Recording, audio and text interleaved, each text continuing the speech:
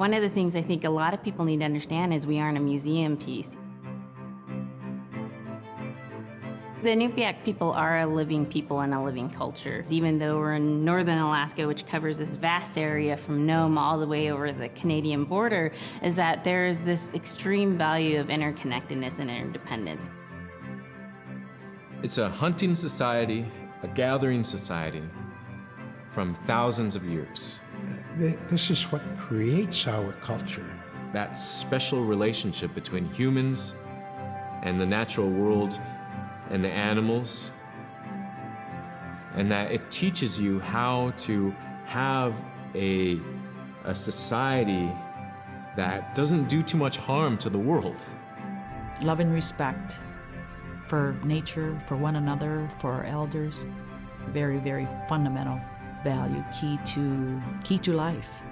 Our values are something that bind us all. The importance of sharing with one another, the importance of spirituality, and the connection to the land, our traditions, how we hunt, sharing of stories and songs and dances. I'm Inupiaq. I'm from the Arctic Ocean. I am Inupiaq. It's very important to me. It's who I am as a person. And we're very proud of who we are, and we want to continue that.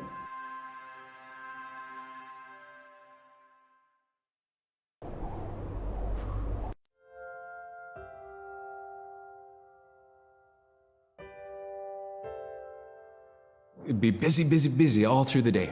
You get up and you just go right to work, right to work. There was always something to do. There was never any idle time. The only idle time we had was after we eat and before we go to bed.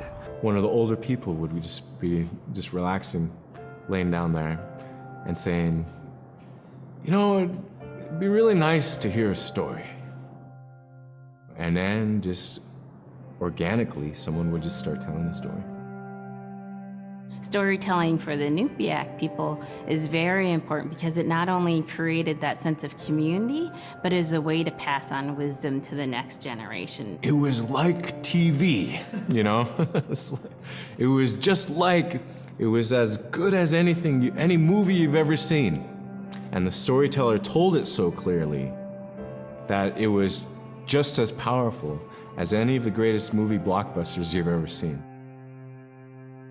There was a reason behind the stories that we were told because they held traditional knowledge. They held things that we might need to know in life, whether it was about how to find food or how to survive, or it was about well-being and the importance of connecting with people and being a good member of the community. We all do stories. We all live in stories.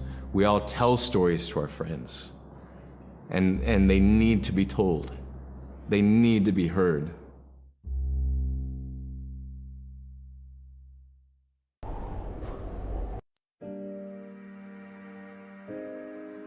So scrimshaw is this really beautiful method of art that's done either on baleen or ivory, and traditionally it was used to tell stories. Each etching is telling a story of some event. Caribou hunting was taking place. This is what was going on. War began around this time, and so it sort of gives you a timeline of history through etching. An elder or the person who carved it would literally be able to read the scrimshaw story.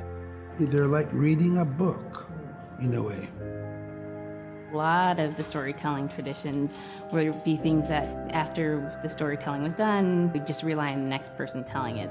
And so scrimshaw is a very important way for Alaskan Native people to record their history.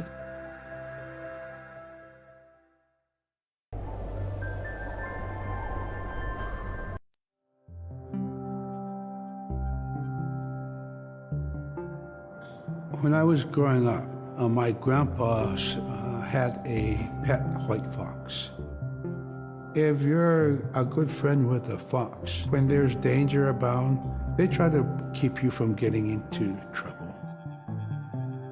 They pull tricks here and there, and foxes are like spoiled little kids in a way. When you let her out, she'd go prancing out in the snow, jumping in the air. I know she was happy then.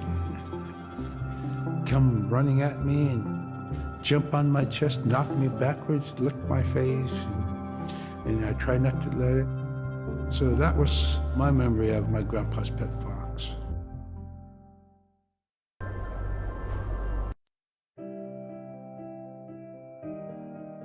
Caribou it provided for us in many ways. Our clothing in those days was made of all caribou skin. I grew up wearing caribou pants, mittens, caribou skin mattress, blankets. Some people had boots that were made with wolf leggings, sealskin sole bottoms. Baleen was shaved to make insoles. They kept us quite dry and warm as well. But the caribou skin clothing was the best. We would get as many yearlings as we could for our outer clothing. And for a heavy winter, we would get caribou in February or March because the hair was the longest and the skin was the thickest, and we would use those for our winter gear. With that stuff on, you could sleep outside in 50 below and it wouldn't bother you a bit.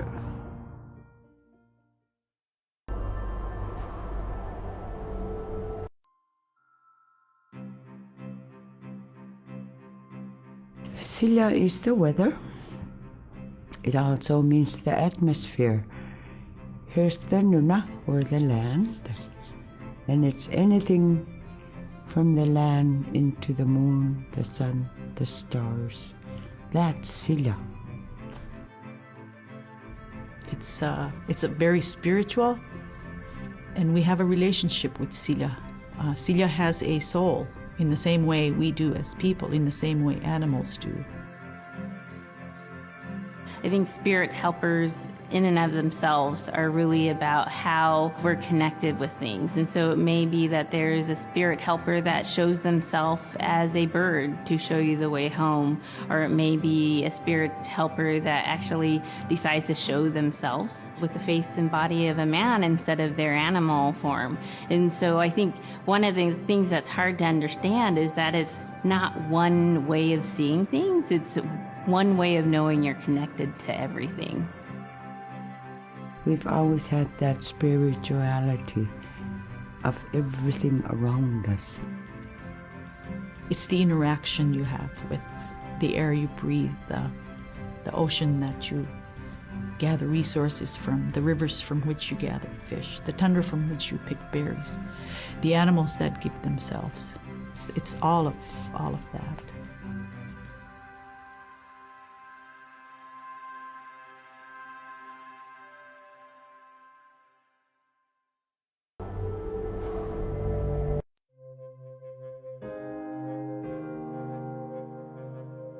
In the winter, when we were traveling, we didn't build sod houses, we built snow houses.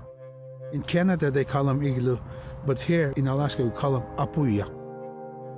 We'd do a day of travel, and then we'd make a apuya.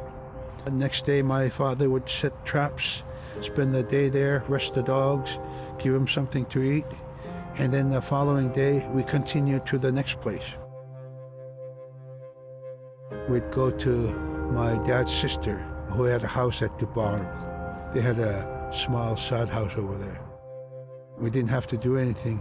We just visit with them, and my dad and my sister were glad to see each other, and they'd talk away while us kids played outside or go to sleep. By the time we get back to our home, my father would leave us with our aunt or with my grandmother, and then he'd start on his trips and go check his trap line. We were not into 8 to 5 kind of time, you know. We're in a totally different kind. We're in ecological time.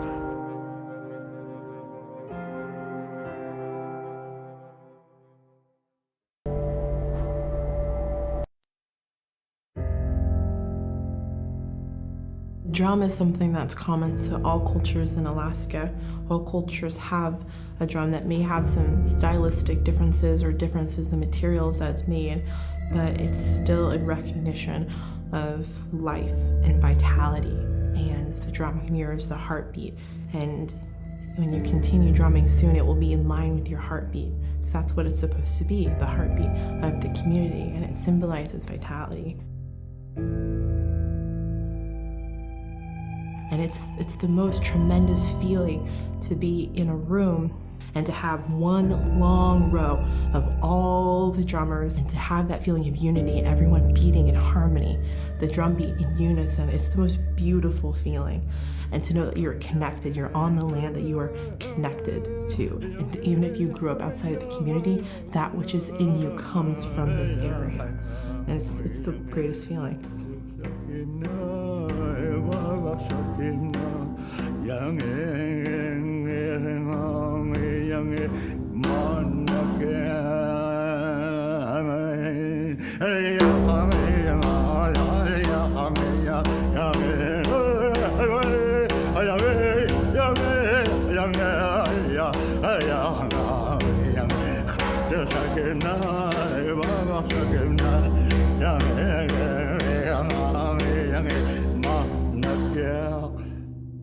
Man, I went at it and look what happens. Oh.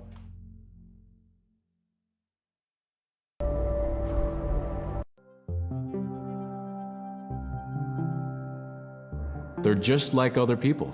They just happen to be very small and extremely strong. These are stories that are common throughout Alaska. It's normally that people are the size from your elbow to the tips of your fingers, and they possess superhuman strength. So they may be tiny, but they can carry a whole caribou. And if you go up north and you talk to a number of the people in the community, they'll talk about having seen the little people.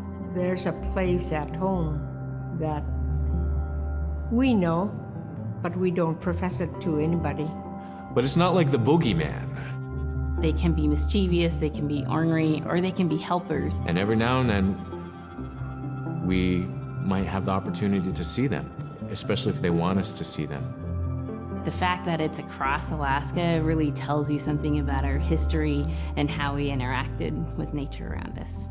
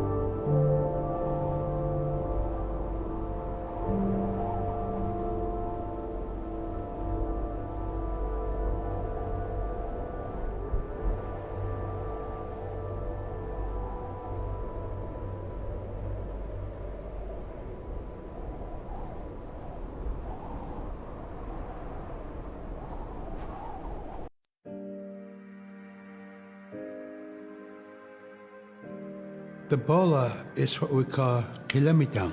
And the kilometang is made out of braided sinew tied out to some heavy bone which you could twirl. In my case, we're catching ducks.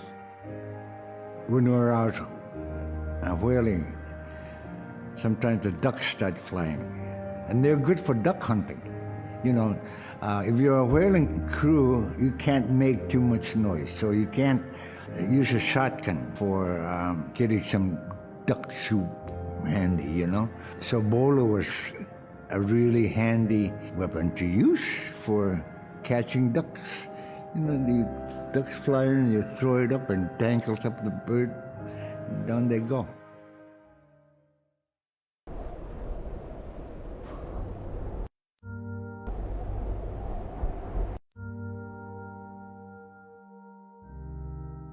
The scaredest I've ever been, I was 12 years old. We floated out on a piece of ice while we were duck hunting. It was a bluebird day, just clear blue skies. And there was 3 of us, myself, my brother, and my dad. Next thing you know, we see this dark shadow on the ice. We look and it goes behind us.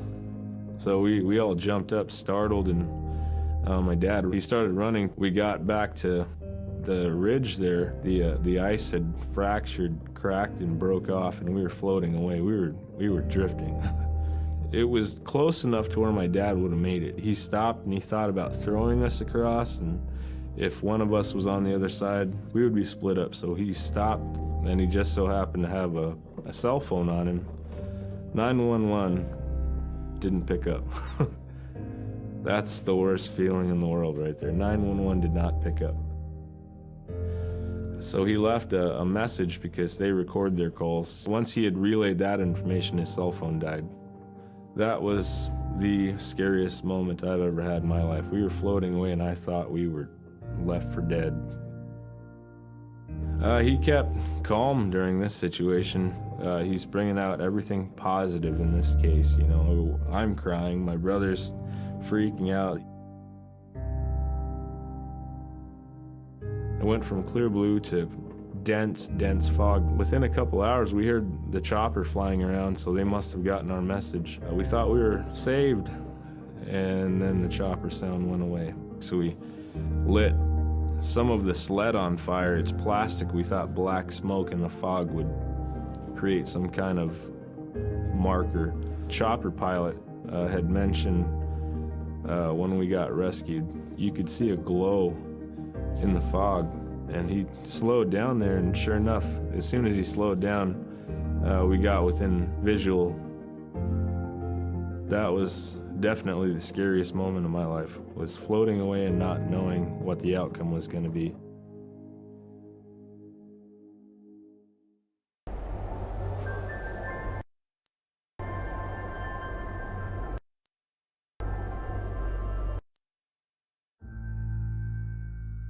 We're very much aware of the climate change. And it's been for many years, even before climatologists were noticing this change, Inuit were already saying, Sila alangokto. Our climate is changing. If the heat is going the way it is right now, for us it's going to be pretty bad. Different birds are coming, and they're coming earlier, and sometimes rain is more than what we want, because when there's more rain, we know it's going to melt the permafrost. In my time as a young whaler, when I was 9 years old, we're hunting from ice that was about 25 feet thick. And there was giant icebergs already floating, coming by. That was the first signs of a changing climate. Ice that never broke before was now moving. Now, here it is 50 years later, we're hunting whale from ice that's 18 inches thick. There's no more thick ice. It's creating a malfunction in our whaling season, is what it is. Actually, more than that, all seasons in general. I think we are more scientists than more people will realize. We have more knowledge of those things than people will ever know.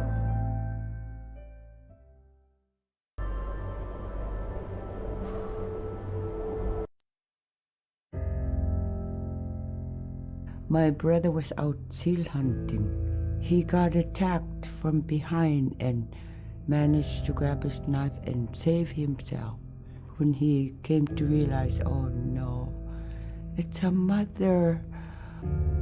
We've always known traditionally that we avoid killing a mother. It's always been sacred to us to protect them. He had to present himself to the council, and so he was given the job to mother the baby, and we kept it. It got so big it went over the barricade one day and got to the dog food, and that was an indication that, brother better go teach it how to survive on its own. So he did. I really got attached to the bear because I more or less grew up with it. And some days when brother took him walking, once in a great while he'd put me on the bear and I would ride on it like a horse. I was just happiest little girl in the world.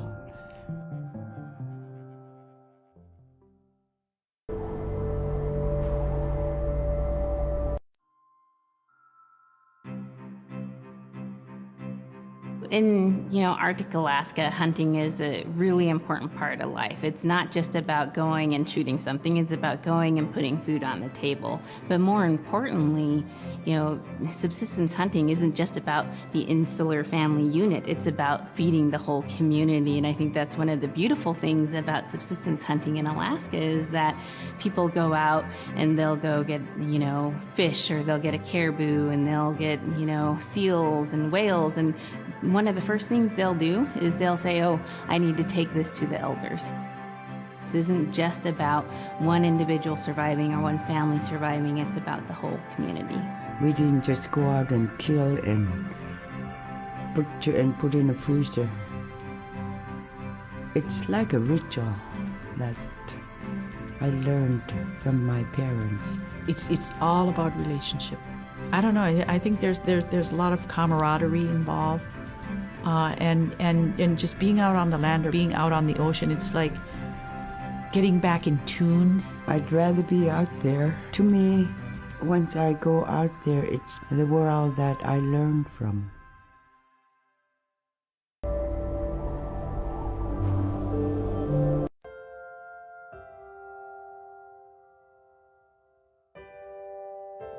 Now we spend all our time out in nature. You get very intimate with the world. And over time, if you're living that life, you start to sense that everything has a spirit. There's a consciousness in everything. Everything is alive. If everything is alive, then we want to respect it.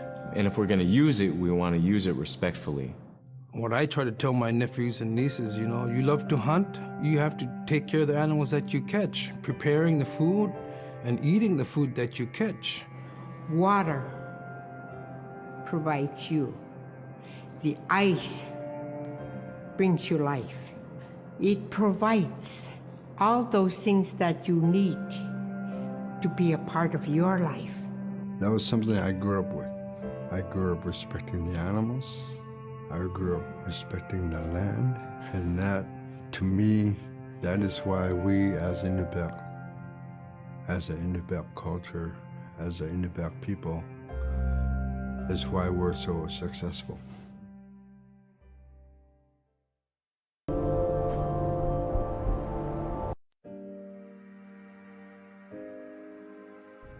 I think most central to the ideology of the Inupiat is the idea of sharing. Being able to feed the community, feed others. That's why we hunt. In the old days, that's what you needed to survive. The sharing is important because it's how the community survives together collectively. We just give. That's how I grew up. That's the way I'm always going to be. Because of who we are, we always think about other people first. If our people didn't share in the old days, we wouldn't have survived in this harsh, climate, environment.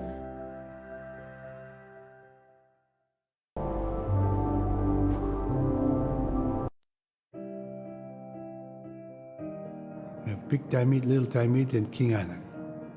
And in those three islands are the stepping stones to get to America. So King Island is this absolutely beautiful place off the coast of Alaska. And if you can imagine being on this really kind of rocky island that kind of shoots up from the water to these cliffs, and then all of a sudden you see these stilts, and then you look up and there are these houses. They were built on the cliff up high because of the ice. Being an island in the Bering Sea, you have ice that's being pushed by the winds onto the island. So it's going to pile up 50, 60 feet high. Structures are still there today, and people have returned to King Island. It's a growing community as the people return back to their island.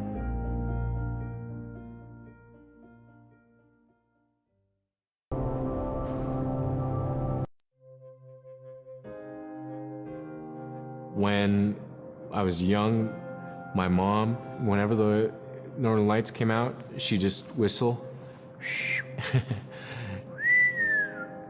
boy, they come alive. Just keep whistling and that aurora will, just like, you can almost hear it. And then she explained to me a little bit later that those are children, and children who've passed away when they were children. You don't want to draw them in too much, is what she said, because then they could play football with your head, play Eskimo football, and that's what they want to do. They're always playing, those children up there. Don't play out without your hood on. If you don't have your hood on, the Aurora person is going to come down and chop your head off and play ball with your head. It wasn't like they were trying to do bad, or it was like a scary story or anything like that. It was just, that's how it was, that's what it was.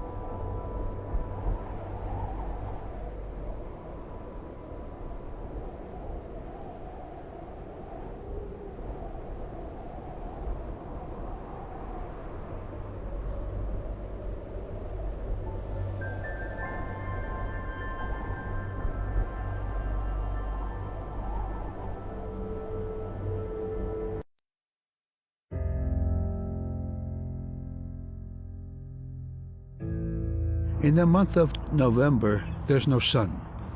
So during that dark time, we travel by the light of the moon. It's quite different. Everything was silver and black. Toward the horizon, we could see where caribou are because their body heat flowing upward, and we could see it glowing in the moonlight against a dark horizon where there's no stars.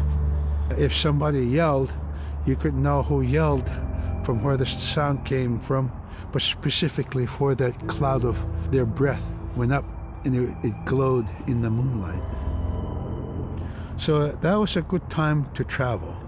It was very surrealistic.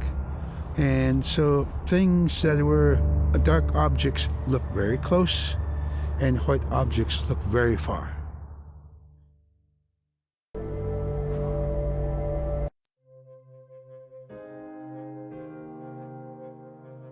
We're taught that there's no hierarchy. It's not everything else and then man, humans on top, and they're separate from everything. We're taught that everything is equal, and that all the animals have a human form or can be seen in a human form. And so they have just as much or more intelligence. In fact, have a lot to teach people. And so that's how these transformations can happen. It's if the animal wants you to see it in its human form. There's a story where a man comes up to an ice hole and then realizes there's another man in his parka that's got stuck in the net, and is just stuck like that. Oh, can you let me out? Please help me, And so then he lets the man out, but then realizes that was actually a seal. That was a seal man. And just because that seal wanted that help, that seal allowed itself to be seen in human form.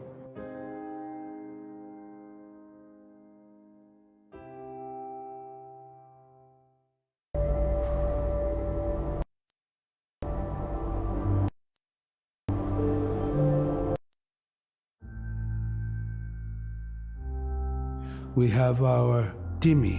the body, which returns to Nuna, the earth. And we have Atik, who is our name that has been passed down to us over the generations. The spirit of our Atik lives on so long as man remembers that name. It would be hard to describe what happens after death. The feeling is that when our Anik returns to Sila, then that may be reborn if the name is passed on to a new child who can then retain some of the memories of the original name. And so it's not uncommon for grown-ups or adults to meet a child who has the same name maybe as their grandmother and say, "Hi, Akka," which means grandma, "Hi, Appa," or "Hi, little mom," or "Hi, little dad," because it's the traditional belief that the soul, is continuing on. Humans are renewed and replenished over time. Just like our plants. Every year flowers are born and bloom and they die. Next year they are born again.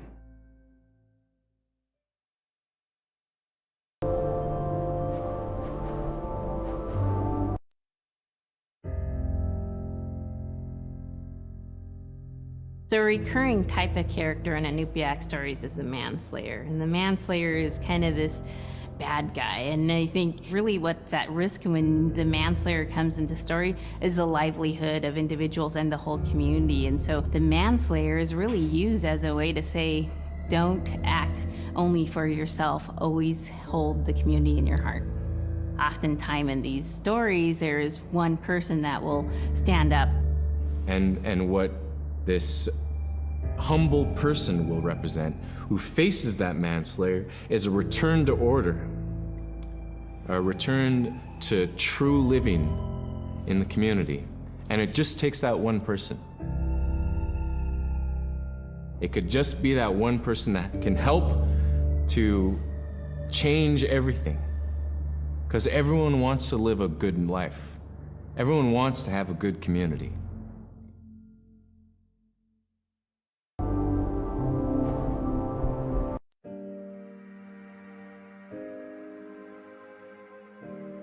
With regard to the environment, the blizzards have been one of the key elements that have impacted the survival of people, especially in the hard winter. We know a blizzard is coming when the moon is starting to get fuzzy. We also look at the stars. When the stars are twinkling fast, we know a storm is approaching. We look to the clouds in the sky to give us a direction the storm is coming from. We learn these as children by observing weather on a daily basis.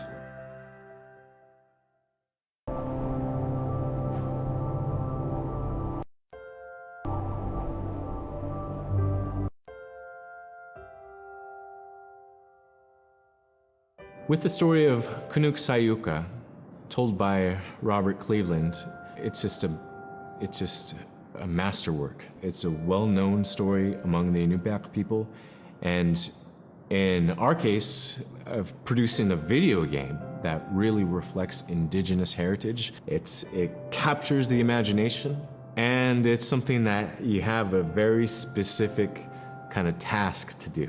There's a blizzard, and it is just a non-stop blizzard that is overpowering the people. And there's one man that wants to figure it out.